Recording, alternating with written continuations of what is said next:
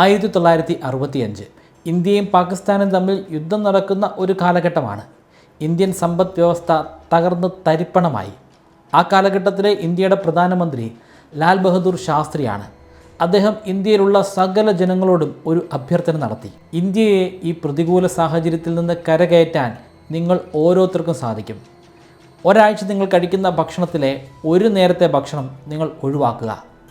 അന്ന് ലാൽ ബഹദൂർ ശാസ്ത്രി പറഞ്ഞ കാര്യങ്ങൾ ഏറ്റുപിടിക്കാൻ, അത് പ്രാവർത്തികമാക്കാൻ ലക്ഷക്കണക്കിന് ഇന്ത്യക്കാരുണ്ടായിരുന്നു. നമുക്കിനി ഒന്ന് ഫാസ്റ്റ് ഫോർവേഡ് ചെയ്ത് 2026 വരാം.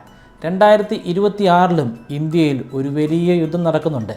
പക്ഷേ ടാങ്കുകളോ അല്ലെങ്കിൽ ഫൈറ്റർ പ്ലെയിനുകളോ ഉപയോഗിച്ചിട്ട് നടത്തുന്ന ഒരു യുദ്ധമല്ല. ഇവിടുത്തെ നമ്മുടെ പ്രധാനപ്പെട്ട ശത്രുക്കൾ സ്വർണ്ണമാണ്, ക്രൂഡ് ഓയിലാണ്, ഡോളറാണ്.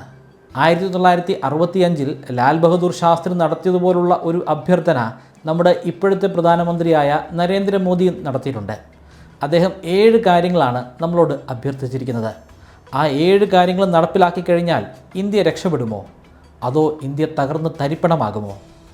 ഇതിലെ പോസിറ്റീവായിട്ടുള്ള കാര്യങ്ങളും പരിശോധിക്കാം, അതുപോലെ നെഗറ്റീവായിട്ടുള്ള കാര്യങ്ങളും പരിശോധിക്കാം. ആദ്യം നമുക്ക് പോസിറ്റീവായിട്ടുള്ള കാര്യങ്ങൾ എന്തൊക്കെയാണെന്ന് നോക്കാം. നിങ്ങളിൽ പല ആളുകളും ചിന്തിക്കുന്നത് ഇങ്ങനെയാണ്: എന്തിനാണ് സർക്കാർ നമ്മളോട് ഇങ്ങനെയൊക്കെ ചെയ്യാൻ ആവശ്യപ്പെടുന്നത്? സാധാരണഗതിയിൽ ഇത്തരത്തിലുള്ള ഒരു ഡിപ്പ് സംഭവിക്കുമ്പോൾ ഗവൺമെൻറ് അല്ലല്ലോ നേരിട്ട്, റിസർവ് ബാങ്ക് തന്നെയല്ലേ ഇടപെടുന്നത്. ഇപ്പോൾ എന്തുകൊണ്ട് ഗവൺമെൻറ് ഇടപെടുന്നു? നമ്മൾ വിചാരിക്കുന്നതിനേക്കാൾ വളരെ രൂക്ഷമായിട്ടുള്ള ഒരു ക്രൈസിസാണ് ഇപ്പോൾ നടന്നുകൊണ്ടിരിക്കുന്നത്. ഇത് ഇന്ത്യയുടെ മാത്രം കേസല്ല. ഒരുപാട് രാജ്യങ്ങൾ ഇത്തരത്തിൽ വലിയ പ്രതിസന്ധിയിലാണ്. പക്ഷേ ഇന്ത്യയുടെ സ്ഥിതി കുറച്ചുകൂടെ ഗൗരവമാണ്. അതിൻ്റെ കാരണം നമ്മുടെ ക്രൂഡ് ഓയിൽ ഇമ്പോർട്ട്. ഇന്ത്യക്ക് മൊത്തം ആവശ്യമുള്ള ക്രൂഡ് ഓയിലിൻ്റെ 85% ക്രൂഡ് ഓയിലും നമ്മൾ വിദേശ രാജ്യത്ത് നിന്ന് ഇറക്കുമതി ചെയ്യുകയാണ്. ഈ ക്രൂഡ് ഓയിലിൽ ഒരു വലിയ വിലക്കയറ്റം സംഭവിച്ചു കഴിഞ്ഞാൽ ശരിക്കും പറഞ്ഞാൽ നമ്മുടെ ഖജനാവ് തന്നെ കാലിയാകും. ക്രൂഡ് ഓയിൽ ഇന്ത്യൻ രൂപ കൊടുത്ത് നമുക്ക് മേടിക്കാൻ സാധിക്കത്തില്ല. വിദേശത്തു നിന്ന് നമ്മൾ എന്ത് മേടിച്ചാലും അത് ഡോളറിൽ വേണം നമ്മൾ പൈസയായിട്ട് കൊടുക്കാൻ. ദിനം പ്രതി നമ്മുടെ കയ്യിലുള്ള ഡോളർ കുറഞ്ഞുകൊണ്ടിരിക്കുകയാണ്. കാര്യങ്ങൾ ഇങ്ങനെയാണ് പോകുന്നതെങ്കിൽ അധികം വൈകാതെ ഒരു വലിയ വിപത്തിലേക്ക് ഇന്ത്യ വന്ന് വീഴും. അതൊക്കെ ഒഴിവാക്കാനായി നരേന്ദ്രമോദി പ്രപ്പോസ് ചെയ്ത ആ 7 സജഷൻസ് എന്തൊക്കെയാണെന്ന് നോക്കാം. അതിലൊന്ന് വർക്ക് ഫ്രം ഹോമാണ്.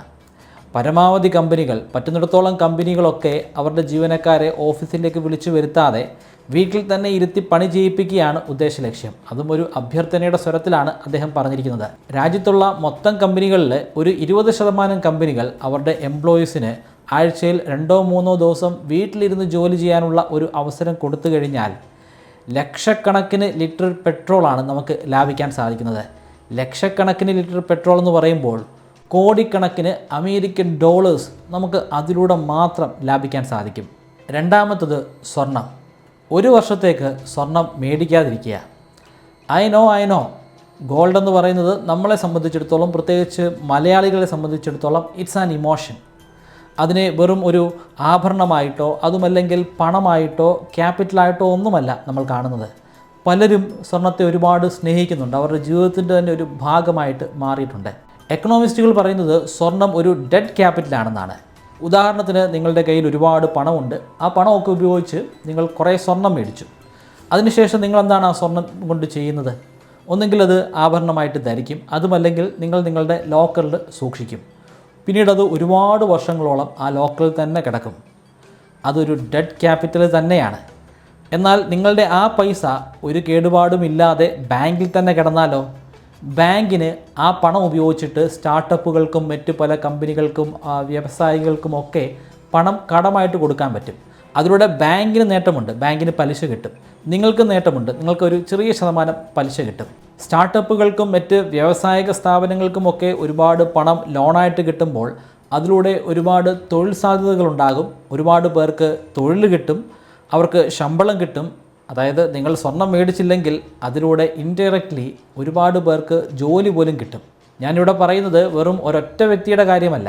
ഒരൊറ്റ വ്യക്തി ചെയ്തുകൊണ്ട് ഒന്നും സംഭവിക്കാൻ പോകുന്നില്ല. കടലിൽ കായം കലക്കുന്ന പോലെ ആയിരിക്കും. എന്നാൽ കുറേ അധികം പേർ സ്വർണം മേടിക്കാതെ ആ പണം മ്യൂച്വൽ ഫണ്ടിലോ അതുമല്ലെങ്കിൽ സ്റ്റോക്ക് മാർക്കറ്റിലോ അതുമല്ലെങ്കിൽ എന്തെങ്കിലും ഒരു പെൻഷൻ സ്കീമിലോ ബാങ്കിലോ ഒക്കെ ഇടുകയാണെങ്കിൽ ഇതൊക്കെയായിരിക്കും സംഭവിക്കാൻ പോകുന്നത്. കഴിഞ്ഞ വർഷം ഇന്ത്യ സ്വർണം ഇറക്കുമതി ചെയ്യാൻ വേണ്ടി മാത്രം ചെലവഴിച്ചത് $7,000 കോടി അമേരിക്കൻ ഡോളേഴ്സാണ്. ഇനി വരാൻ പോകുന്ന ഒരു വർഷം നമ്മൾ സ്വർണം ഇറക്കുമതി ചെയ്യുന്നില്ലെങ്കിൽ ഈ $7,000 കോടി അല്ലെങ്കിൽ അതിനേക്കാൾ കൂടിയ തുകയോ നമുക്ക് ലാഭിക്കാൻ സാധിക്കും. ആ പണം നമുക്ക് വേറെ പല ആവശ്യങ്ങൾക്ക് വേണ്ടി ഉപയോഗിക്കാം. അതിലൂടെ ഇന്ത്യൻ രൂപയുടെ മൂല്യം വർദ്ധിക്കും. അടുത്തത് നമ്മൾ പാചകം ചെയ്യാൻ ഉപയോഗിക്കുന്ന എണ്ണയാണ്. എണ്ണ പൂർണ്ണമായിട്ടും ഒഴിവാക്കാൻ ആർക്കും പറയാൻ സാധിക്കില്ല. കാരണം എണ്ണയില്ലാതെ എങ്ങനെയാണ് പ്രത്യേകിച്ചും ഇന്ത്യൻ ഡിഷസൊക്കെ ഉണ്ടാക്കുന്നത്? എണ്ണ പൂർണ്ണമായിട്ടും ഒഴിവാക്കണ്ട. പക്ഷേ ഒരു കാര്യം നിങ്ങൾ മനസ്സിലാക്കണം, ലോകത്തിൽ ഏറ്റവും കൂടുതൽ പാം ഓയിലും സോയാബീൻ ഓയിലും ഇറക്കുമതി ചെയ്യുന്ന ഒരു രാജ്യമാണ് ഇന്ത്യ. അതിനുവേണ്ടി നമ്മൾ കോടിക്കണക്കിന് ഡോളേഴ്സ് ചിലവഴിക്കുന്നുണ്ട്. നമ്മുടെ എല്ലാം വീടുകളിൽ നമ്മൾ ഇറക്കുമതി ചെയ്യുന്ന പാചക ഓയിലുകളുടെ ഉപയോഗം അല്പം ഒന്ന് കുറച്ചാൽ തന്നെ അതൊരു വലിയ ഇമ്പാക്റ്റ് ആയിരിക്കും നമ്മുടെ സാമ്പത്തിക വ്യവസ്ഥയിൽ ഉണ്ടാക്കാൻ പോകുന്നത്. പിന്നീട് ടൂറാണ്. നമ്മൾ വിദേശ രാജ്യങ്ങളിലൊക്കെ ടൂർ പോകുന്നവരല്ല. പക്ഷേ വിദേശ രാജ്യങ്ങളിൽ ടൂർ പോകുന്ന ഒരു അപ്പർ മിഡിൽ ക്ലാസ്സും അതിന് മുകളിലുള്ള ആൾക്കാരുമൊക്കെ ഉണ്ട്. അവർ വെക്കേഷൻ ടൈമിൽ പല രാജ്യങ്ങളിലോട്ടായിരിക്കും പോകുന്നത്. ഒരു വർഷക്കാലത്തേക്ക് അത്തരത്തിലുള്ള യാത്രകളൊക്കെ ഒഴിവാക്കാൻ അദ്ദേഹം അഭ്യർത്ഥിച്ചിട്ടുണ്ട്. അങ്ങനെ ഒഴിവാക്കുന്നതിലൂടെ ശരിക്കും നമുക്ക് ഡോളേഴ്സ് ലാഭിക്കാൻ പറ്റും. കാരണം നമ്മൾ ഇവിടുന്ന് വേറൊരു രാജ്യത്തേക്ക്, ഉദാഹരണത്തിന് നമ്മൾ യൂറോപ്പിലുള്ള രാജ്യങ്ങളിലേക്ക് ടൂർ പോവുകയാണ്. അവിടെ പോയി കഴിഞ്ഞാൽ നമുക്ക് ആവശ്യത്തിനുള്ള ഭക്ഷണം മേടിക്കണം, കിടക്കാനുള്ള സൗകര്യം വേണം, അതിനുള്ള റൂം എടുക്കണം, പൈസ കൊടുക്കണം. പക്ഷേ അവിടെ ഒന്നും നമുക്ക് ഇന്ത്യൻ രൂപ കൊടുക്കാൻ പറ്റില്ല. ഇന്ത്യൻ രൂപ അവിടെ ഒന്നും എടുക്കില്ല. അതിന് പകരം നമ്മൾ അമേരിക്കൻ ഡോളറോ അല്ലെങ്കിൽ അവിടുത്തെ കറൻസിയോ കൊടുക്കേണ്ടി വരും. നമ്മുടെ ഇന്ത്യൻ രൂപ കൊടുത്ത് എയർപോർട്ടുകളിൽ നിന്ന് നമുക്ക് അമേരിക്കൻ ഡോളർ മേടിക്കാൻ പറ്റും. പക്ഷേ അങ്ങനെ ഡോളർ മേടിക്കുമ്പോൾ ഇന്ത്യയുടെ കയ്യിലുണ്ടായിരിക്കുന്ന റിസർവ് ആയിട്ടുള്ള ഡോളേഴ്സാണ് കുറഞ്ഞു വരുന്നത്. വിദേശ രാജ്യങ്ങളിലേക്ക് പോകാതെ ഇന്ത്യയിൽ തന്നെയുള്ള, ഉദാഹരണത്തിന് കേരളത്തിലെ മൂന്നാറിലേക്കോ അല്ലെങ്കിൽ ആലപ്പുഴയിലെ ബാക്ക് വാട്ടർ റിസോർട്ടുകളിലേക്കോ, അതുമല്ലെങ്കിൽ നോർത്ത് ഇന്ത്യയിലുള്ള ആഗ്രയിലേക്കോ കാശ്മീരിലേക്കോ ശ്രീനഗറിലേക്കോ ലഡാക്കിലേക്കോ ഒക്കെ ടൂർ പോകാം. ഇങ്ങനെയൊക്കെ ചെയ്യാൻ ഗവൺമെൻറ് സ്ട്രിക്റ്റായിട്ട് നമ്മളോട് ആവശ്യപ്പെടുകയല്ല. അങ്ങനെ ആവശ്യപ്പെടാൻ പറ്റുന്ന ഒരു രാജ്യമല്ല. ഇതൊരു ജനാധിപത്യ രാജ്യമാണല്ലോ. അഭ്യർത്ഥിക്കുകയാണ്. പക്ഷേ ഇത് വെറുമൊരു അഭ്യർത്ഥന മാത്രമല്ല. നമ്മൾ എക്കണോമിയുടെ ഭാഷയൊന്ന് പരിശോധിച്ച് കഴിഞ്ഞാൽ ഇതൊരു വലിയ മാസീവ് എക്സ്പെരിമെൻ്റാണ്. ബിഹേവിയറൽ എക്കണോമിക്സിൽ നടത്തുന്ന ഒരു വലിയ എക്സ്പെരിമെൻറ്റ്. ഇവിടെ സെൻറ്റിമെൻ്റാണ് യൂസ് ചെയ്യുന്നത്. നിങ്ങൾക്ക് പ്രാധാന്യം കൊടുക്കാതെ രാജ്യത്തിന് പ്രാധാന്യം കൊടുക്കുക. അങ്ങനെ പ്രാധാന്യം കൊടുത്തു കഴിഞ്ഞാൽ രാജ്യത്തിന് കൂടുതൽ ശക്തമായിട്ട് തിരിച്ചു വരാൻ സാധിക്കും. രാജ്യം മെച്ചപ്പെട്ട് കഴിഞ്ഞാൽ നിങ്ങൾ ഓരോരുത്തർക്കും പ്രയോജനമുണ്ടാകും. ഈ ഒരു തോന്നൽ എല്ലാ ആളുകളുടെയും ഉള്ളിലുണ്ടായിക്കഴിഞ്ഞാൽ സ്വാഭാവികമായിട്ടും അത് നിർബന്ധമായിട്ട് പറഞ്ഞില്ലെങ്കിൽ പോലും അത് പ്രാവർത്തികമാക്കാൻ ആളുകൾ ശ്രമിക്കും. പക്ഷേ ഇതുകൊണ്ട് പോസിറ്റീവായിട്ടുള്ള കാര്യങ്ങൾ മാത്രമാണോ നടക്കുന്നത്? എക്കണോമിക്സിൽ ഫ്രീ ആയിട്ടൊന്നും കിട്ടില്ല. എന്ത് കാര്യങ്ങൾ നമ്മൾ നടപ്പിലാക്കിയാലും അതിൽ നിന്ന് ചില സൈഡ് എഫക്ട്സ് ഒക്കെ ഉണ്ടാകും. ഇവിടെയും നെഗറ്റീവായിട്ടുള്ള ചില കാര്യങ്ങളുണ്ട്. ഉദാഹരണത്തിന് ഇന്ത്യയിലുള്ള സകല മനുഷ്യരും ഒരു വർഷത്തേക്ക് സ്വർണം മേടിക്കുന്നില്ല എന്ന് തീരുമാനിച്ചു എന്ന് കരുതുക. അങ്ങനെയാണെങ്കിൽ ഇവിടുത്തെ ജ്വല്ലറികളും അല്ലെങ്കിൽ ജ്വല്ലറിയുമായി ബന്ധപ്പെട്ട് പ്രവർത്തിക്കുന്ന ആളുകളും എന്തു ചെയ്യും? കണക്കുകൾ അനുസരിച്ച് ഇന്ത്യയിൽ ജ്വല്ലറിയുമായി ബന്ധപ്പെട്ട് സ്വർണവുമായി ബന്ധപ്പെട്ട് പ്രവർത്തിക്കുന്ന ഏകദേശം 1 കോടിയോളം വരുന്ന ജനമുണ്ട്. ആ 1 കോടിയോളം വരുന്ന ജനത്തിന് തൊഴിൽ നഷ്ടപ്പെടും. അവരെങ്ങനെ പിന്നെ സസ്റ്റെയിൻ ചെയ്യും? കർഷകർ ഇറക്കുമതി ചെയ്യുന്ന വളമെല്ലാം ഉപേക്ഷിച്ച് നാച്ചുറൽ ഫാമിങ്ങിലേക്ക് തിരിയാൻ പ്രധാനമന്ത്രി റിക്വസ്റ്റ് ചെയ്തിട്ടുണ്ട്. ഇവിടെയുള്ള കർഷകരെല്ലാം അത്തരത്തിൽ കെമിക്കലുകളൊക്കെ ഉപേക്ഷിച്ച് നാച്ചുറൽ ആയിട്ടുള്ള ഫാമിങ്ങിലേക്ക് തിരിഞ്ഞു കഴിഞ്ഞാൽ എന്തായിരിക്കും സംഭവിക്കുക? ഒരു വലിയ ഈൽഡ് ഗ്യാപ്പ് ഉണ്ടാകും. മുൻവർഷങ്ങൾ കിട്ടിക്കൊണ്ടിരിക്കുന്ന അത്രയും ഈൽഡ് നമുക്ക് കിട്ടാതെയാകും. വിളവെടുപ്പ് കുറയും. നിലവിൽ ഇന്ത്യ ഭക്ഷണത്തിൻ്റെ കാര്യത്തിൽ, ധാന്യങ്ങളുടെ കാര്യത്തിൽ സ്വയം പര്യാപ്തത കൈവരിച്ചിട്ടുണ്ട്. പക്ഷേ എല്ലാവരും നാച്ചുറൽ ഫാമിങ്ങിലേക്ക് തിരിഞ്ഞു കഴിഞ്ഞാൽ നമുക്ക് അധികമായിട്ട് സർപ്ലസ് ആയിട്ട് ഇപ്പോൾ ഉണ്ടായിരിക്കുന്ന ധാന്യമണികൾ നേരെ വിപരീത ഡിറക്ഷനിലേക്ക് പോകും. വിദേശ രാജ്യങ്ങളിൽ നിന്ന് നമുക്ക് ധാന്യമണി ഇമ്പോർട്ട് ചെയ്യേണ്ട ഒരു ദുരവസ്ഥ പോലും ഉണ്ടാകും. കുറച്ചധികം വർഷം മുമ്പ് ഇന്ത്യൻ എക്കോണമിയേക്കാൾ കുറച്ചുകൂടെ സ്റ്റേബിളായിട്ടുള്ള ഒരു എക്കോണമി ആയിരുന്നു ശ്രീലങ്ക. പക്ഷേ അവർ പൂർണ്ണമായിട്ടും നാച്ചുറൽ ഫാമിങ്ങിലേക്ക് തിരിഞ്ഞപ്പോൾ വലിയ സാമ്പത്തിക വിപത്താണ് അവർക്കുണ്ടായത്. അതിനെ തുടർന്നുണ്ടായിട്ടുള്ള അരക്ഷിതാവസ്ഥയൊക്കെ നമ്മൾ നേരിട്ട് മാധ്യമങ്ങളിലൂടെയൊക്കെ മനസ്സിലാക്കിയതാണ്. വെക്കേഷൻ ദിവസങ്ങളിൽ വിദേശ രാജ്യങ്ങളിൽ ടൂർ പോകുന്ന അപ്പർ മിഡിൽ ക്ലാസ്, അവർക്ക് മുകളിലുള്ള സൂപ്പർ മില്യനേഴ്സ്, അപ്പർ മിഡിൽ ക്ലാസ്സിനും ഇടയിലുള്ള ഒരു സാൻഡ്വിച്ച്ഡ് ആയിട്ടുള്ള ഗ്രൂപ്പ് ആളുകൾ, അവരെല്ലാം വിദേശ രാജ്യങ്ങൾ ഉപേക്ഷിച്ച് നമ്മുടെ ഇന്ത്യയിലുള്ള ടൂറിസ്റ്റ് സ്പോട്ടുകളിലേക്ക് തന്നെ പോയി കഴിഞ്ഞാൽ നമ്മുടെ ഈ ടൂറിസ്റ്റ് സ്പോട്ടുകൾക്കൊക്കെ അവരെ സ്വീകരിക്കാൻ സാധിക്കുമോ?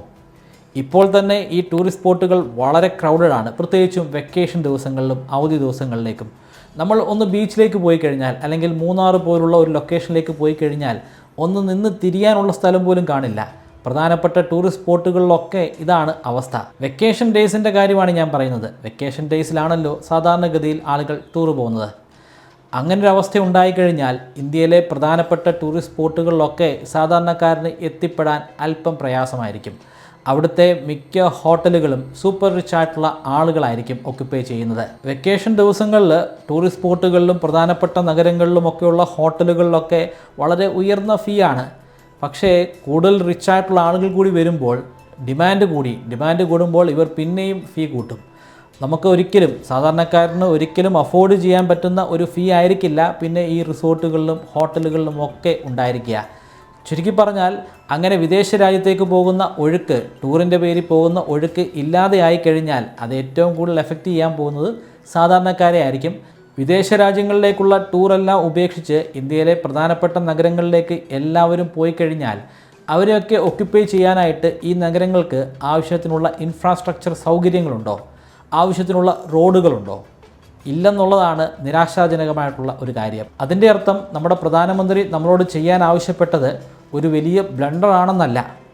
100% ആളുകൾ അത് അതേപടി ഫോളോ ചെയ്യുമ്പോഴുള്ള അവസ്ഥയാണ് ഞാൻ പറഞ്ഞത്. അതൊരു 80% ഒരു 50% ഇതൊക്കെ തന്നെയായിരിക്കും അവസ്ഥ. പക്ഷേ അത് വെറും 20% മാത്രമാണെങ്കിലോ, 20% ആളുകൾ മാത്രമാണ് മോദി പറയുന്നത് പോലെ അനുസരിക്കുന്നതെങ്കിലോ, അങ്ങനെയാണെങ്കിൽ അതുകൊണ്ട് ഇന്ത്യക്ക് നേട്ടമേ ഉള്ളൂ. ഒരു ടൂറിസ്റ്റ് സ്പോട്ടുകളും ഓവർലി ക്രൗഡഡ് ആകത്തില്ല. കുറച്ച് പേരൊക്കെ വിദേശത്ത് പോകും, കുറച്ച് പേരൊക്കെ വിദേശയാത്ര ഒഴിവാക്കും. എല്ലാ ആളുകളും സ്വർണ്ണാഭരണങ്ങൾ മേടിക്കാതെ ആകില്ല. 20% ആളുകൾ സ്വർണ്ണാഭരണം മേടിക്കാതെയാകും, 80% ആളുകൾ പഴയതുപോലെ തന്നെ മേടിക്കും.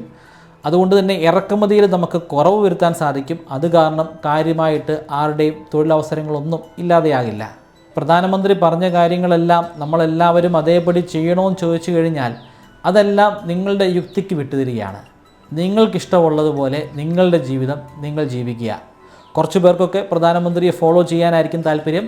അങ്ങനെ ചെയ്യുന്നതും നമ്മുടെ രാജ്യത്തിന് നല്ലത് തന്നെയാണ്. അതിനെ എതിർക്കുന്നതും അങ്ങനെ ചെയ്യാതിരിക്കുന്നതും നമ്മുടെ രാജ്യത്തിന് നല്ലത് തന്നെയാണ്. ജനാധിപത്യ രാജ്യമാണ്. ഉറപ്പായിട്ടും എതിർപ്പുണ്ടാകും, എതിർപ്പുണ്ടാകണം.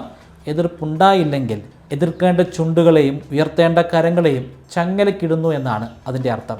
നിങ്ങൾക്ക് ഞാനൊരു 25 മെമ്മറി ട്രിക്കുകൾ പറഞ്ഞുതരാം. ആ മെമ്മറി ട്രിക്കുകൾ ഉപയോഗിച്ച് എത്ര കടുകട്ടിയായിട്ടുള്ള വിഷയങ്ങളും വളരെ ഈസി ആയിട്ട് പഠിക്കാനും ദീർഘനാളത്തേക്ക് നിങ്ങളുടെ ഓർമ്മശക്തിയിൽ സൂക്ഷിച്ചു വയ്ക്കാനും സാധിക്കും. ഈ 25 മെമ്മറി ട്രിക്കുകൾ ഒരു കോഴ്സിൻ്റെ രൂപത്തിൽ ബ്രൈറ്റ് കേരളൈറ്റിൻ്റെ വെബ്സൈറ്റിലും അതുപോലെ മൊബൈൽ ആപ്ലിക്കേഷനിലും ഇപ്പോൾ ലഭ്യമാണ്. 3000 രൂപയാണ് ഈ കോഴ്സിൻ്റെ റേറ്റ്. എന്നാൽ നിങ്ങൾ ഇപ്പോൾ രജിസ്റ്റർ ചെയ്യുകയാണെങ്കിൽ 20% ഡിസ്കൗണ്ട് ലഭിക്കുന്നതാണ്. അതിനുവേണ്ടി സ്ക്രീനിൽ കാണുന്നത് പോലെ മെമ്മറി 20 എന്ന പ്രോമോ കോഡ് ഉപയോഗിക്കുക. ഡിസ്ക്രിപ്ഷനിലും ഫസ്റ്റ് കമൻറ്റിലും ഞാൻ ലിങ്ക് കൊടുക്കുന്നുണ്ട്. താല്പര്യമുള്ളവർ ഇപ്പോൾ തന്നെ രജിസ്റ്റർ ചെയ്യുക.